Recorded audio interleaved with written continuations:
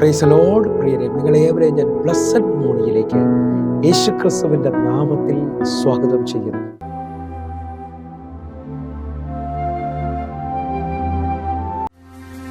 ഇത്രയും സ്നേഹിച്ചാൽ പോരാ, അങ്ങേ ഇത്രയും ആരാധിച്ചാൽ പോരാ. ഇത്രയും സ്നേഹിച്ചാൽ പോരാ, അങ്ങേ ഇത്രയും ആരാധിച്ചാൽ പോരാ. എനിക്കുള്ളതിനേക്കാൾ എൻ ജീവനേക്കാൾ അങ്ങേ സ്നേഹിപ്പാനാ എനിക്കാശ.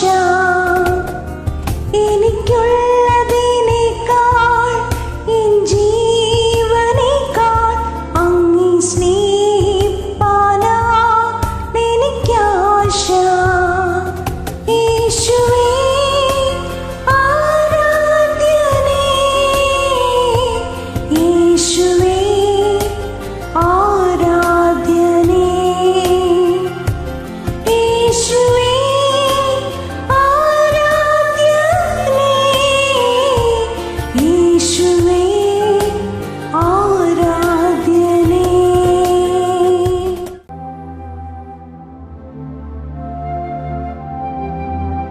പ്രിയരെ, അനുഗ്രഹിക്കപ്പെട്ട ഒരു പ്രഭാതം കൂടെ നമ്മുടെ ജീവിതത്തിൽ അനുവദിച്ചു തന്ന വലിയവനായ ദൈവത്തെ നമുക്ക് ഒരുമിച്ച് ചേർന്ന് നന്ദി പറയാം. എത്ര പേർ പറയും, ഞാൻ നിന്നതല്ല, എൻ്റെ ദൈവം എന്നെ നിർത്തിയതാണ്? ഒന്നുകൂടെ പറഞ്ഞു കഴിഞ്ഞാൽ 2025 മാർച്ച് മാസം 4-ാം തീയതി വരെയും എന്നെയും എൻ്റെ കുടുംബത്തെയും കണ്ണിലെ കൃഷ്ണമണി പോലെ സൂക്ഷിക്കുകയും വിടുവിക്കുകയും ചെയ്ത വലിയവനായ ദൈവത്തിന് നന്ദി പറഞ്ഞുകൊണ്ട് ഈ പ്രഭാത ചിന്തയിലേക്ക് നമുക്ക് ഒരുമിച്ച് അടുത്തു വരാം.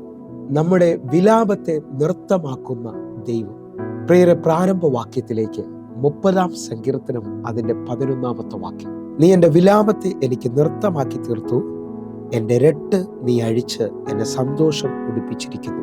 പ്രിയരെ, പ്രഭാതത്തിൽ ദൈവം നമ്മോട് ഇടപെട്ട അനുഗ്രഹിക്കപ്പെട്ട വചനത്തിനായി നമുക്ക് ഒരുമിച്ച് ചേർന്ന് ദൈവത്തിന് നന്ദി പറയാം. ഈ പ്രഭാതത്തിൽ ഞാനും നിങ്ങളും ഒരുമിച്ച് ചിന്തിക്കുന്നത് നമ്മുടെ വിലാപങ്ങളെ നൃത്തമാക്കുന്ന ദൈവത്തെക്കുറിച്ചാണ്. എപ്പോഴാണ് പ്രിയരെ നമ്മുടെ വിലാപങ്ങൾ നൃത്തമായി തീരുന്നത്? നാളുകൾ കാത്തിരുന്ന, നാളുകൾ പ്രാർത്ഥിച്ച വിഷയത്തിനകത്ത് നമ്മുടെ ദൈവം മറുപടി പറയുമ്പോൾ, അർഹിക്കാത്ത ചില വിടുതലുകൾ നമ്മുടെ മേലിൽ സംഭവിക്കുമ്പോൾ ഇതാ നമുക്ക് വലിയ സന്തോഷം, വലിയ നൃത്തം സംഭവിക്കുകയാണ്. നിങ്ങളൊന്ന് നോക്കിയേ, അപ്പനും അമ്മയും ഉപേക്ഷിച്ച എസ്തേറിന്റെ മേളിൽ രാജാവ് മറ്റ് സ്ത്രീകളെക്കാളും അധികം സ്നേഹിച്ച് അവളുടെ മുകളിലേക്ക് ആ കിരീടം വെച്ചു കൊടുക്കുമ്പോൾ അവളിൽ വെളിപ്പെടുന്ന ആനന്ദം ഒന്ന് ശ്രദ്ധിച്ചു നോക്കിയേ. ഈ പ്രഭാതത്തിൽ നാളുകൾ കരഞ്ഞുകൊണ്ടിരുന്നിടത്ത്, നാളുകൾ പ്രാർത്ഥിച്ചുകൊണ്ടിരുന്നിടത്ത് നിങ്ങളുടെ മേളിൽ ഒരു വലിയ അത്ഭുതം സംഭവിക്കാൻ പോവുകയാണ്. ആ അത്ഭുതത്തിനകത്ത് ആനന്ദത്തിൻ്റെ കണ്ണുനീര് വെളിപ്പെടും കേട്ടോ. ആ അത്ഭുതത്തിനകത്ത് ഇതുവരെയും കാണാത്ത ആരാധന വെളിപ്പെട്ടു വരും.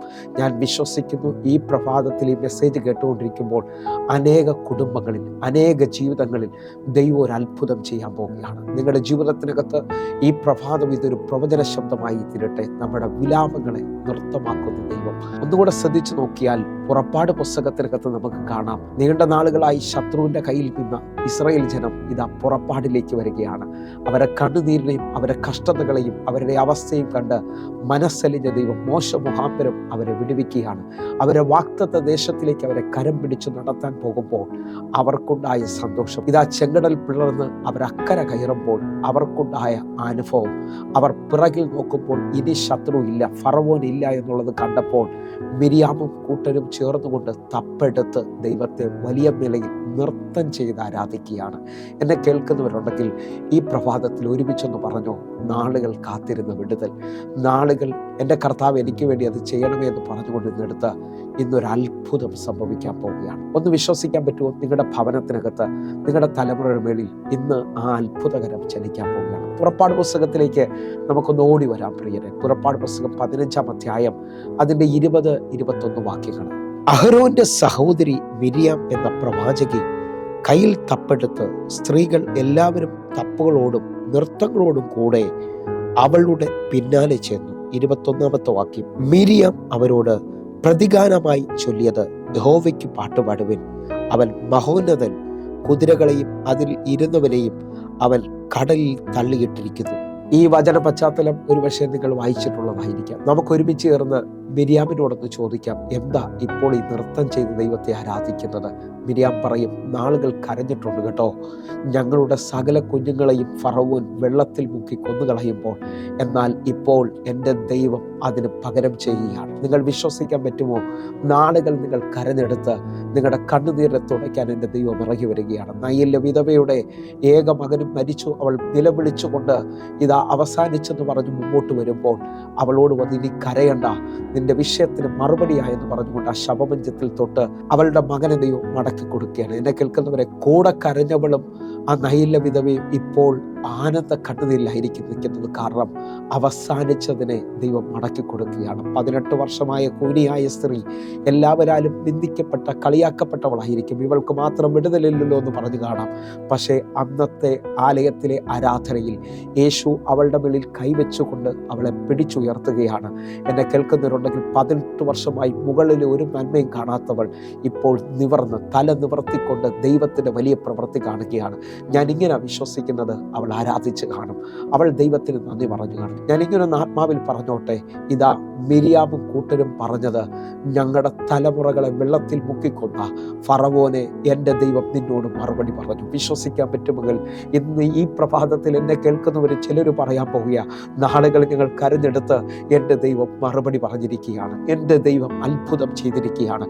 വിശ്വസിക്കുന്നവരുണ്ടെങ്കിൽ ഒരുമിച്ച് എൻ്റെ കൂടെ ചേർന്നുകൊണ്ട് പുതിയ നിയമത്തിൽ ഒരു ഭാഗം കൂടെ ഒന്ന് ചിന്തിച്ചുകൊണ്ട് നമ്മൾ പ്രാർത്ഥിക്കാൻ പോവുകയാണ്. അപ്പോസ്തല പ്രവൃത്തി 3-ാം അധ്യായത്തിലേക്ക് വന്നാൽ, അമ്മയുടെ ഉദരം മുതൽ മുടന്തനായ ഒരു മനുഷ്യനെ ദിനം പ്രതി ദേവാലയത്തിൻ്റെ ഫ്രണ്ടിൽ യാചകനായി അല്ലെങ്കിൽ ഭിക്ഷ യാചിക്കുവാൻ കൊണ്ടുവന്നിരുത്താറുണ്ട്.